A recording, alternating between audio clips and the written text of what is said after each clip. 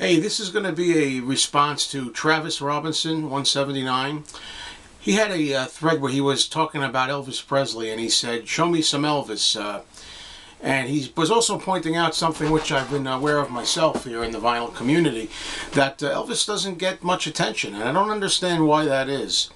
Elvis Presley is one of the greats, the king of rock and roll and all that. Why don't we have more vinyl being shown here in the vinyl community? Why don't more people have Elvis memorabilia, records, books, whatever it might be, to show? I have to say for Travis right now that you might want to check out one of the members known as Rocking Lupa, L-U-P-A, Rocking Lupa. She has a lot of interest in Elvis, and I remember one video in particular, or maybe two, from a while back now, where she's showing all kinds of Elvis Presley albums that she's got from different countries, different covers, and things like that. It was very interesting, so check her videos out. My own story that I just want to tell you briefly in response to Travis is that I wasn't an Elvis fan in the beginning too much. I mean, as a kid growing up, I always heard the main songs, in particular Hound Dog and Don't Be Cruel. I think I even had that 45.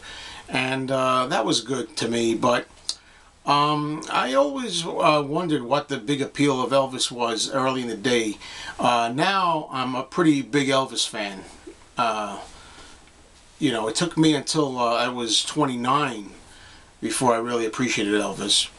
My best friend who passed away in 2010, Mike, I mentioned him from time to time. He was a big Elvis fan and collector. That was his life. He had an Elvis room, and he collected memorabilia and records, but only of Elvis Presley, nothing else. And I have a couple of pictures I'm going to show you. Here's a picture of myself and Mike going back to 1992 in January. So this is going back a ways, and you can see he was a big guy, and this is just one angle of his room, his Elvis room. He had all kinds of pictures and autographs and memorabilia and things like that. And here's another picture. This one shows his record collection. This is 1992, as I say. Of course, you would go on to get more than this, but since we're talking about vinyl, you can see all the vinyl albums in plastic sleeves that Mike had. These are just Elvis, nobody else. Elvis bootlegs, imports, regular albums, and up here I think are CDs, and CDs really only started right in the late 80s, but all Elvis. Anyway, what happened with me was, you know, I appreciated Elvis a little bit, but I really wasn't that big on him.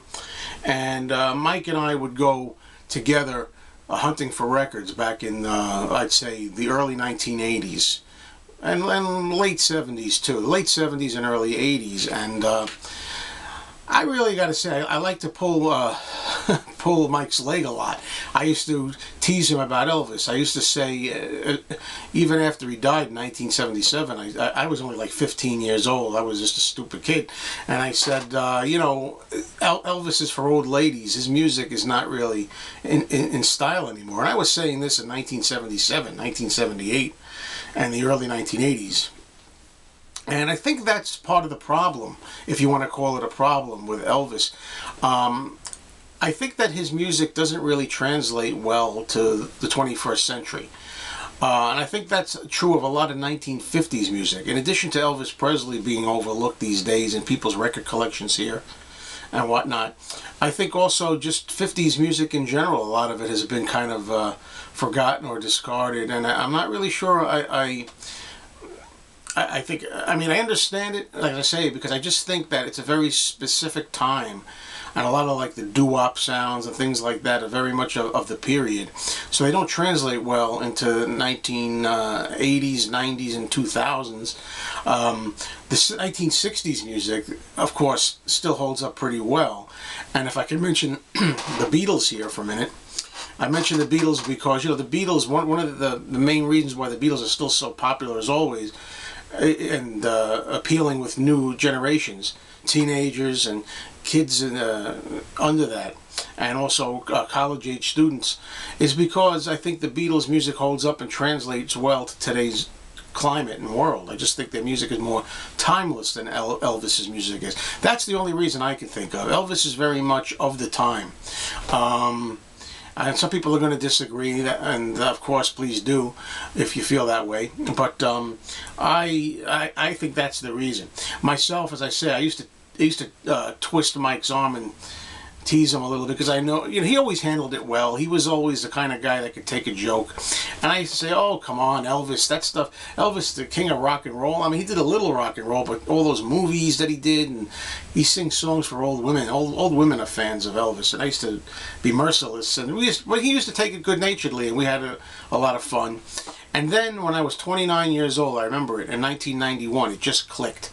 I just became an Elvis fan. All of a sudden, I remember calling Mike frantically and saying, I want you to make me some cassette tapes and CDs and things of the best of Elvis, because I finally get it. You know, I get the man's charisma, the presence that he had, they commanded, the voice, and the way he could put a song across.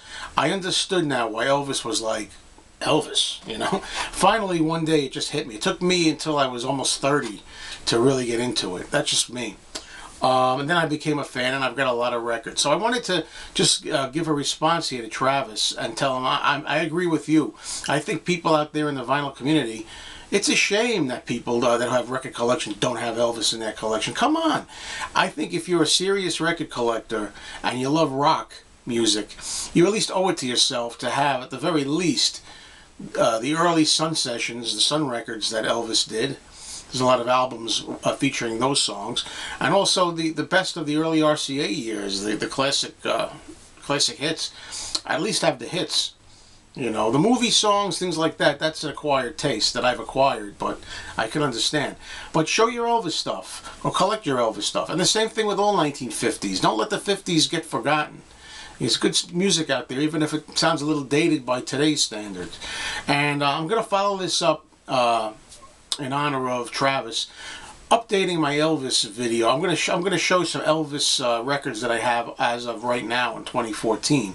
I have a lot of them. I don't know if it's going to be a one-part video or a two-parter, but I'm going to just show you all my albums, anything that I have in one shot of Elvis, and I'll make that pretty soon.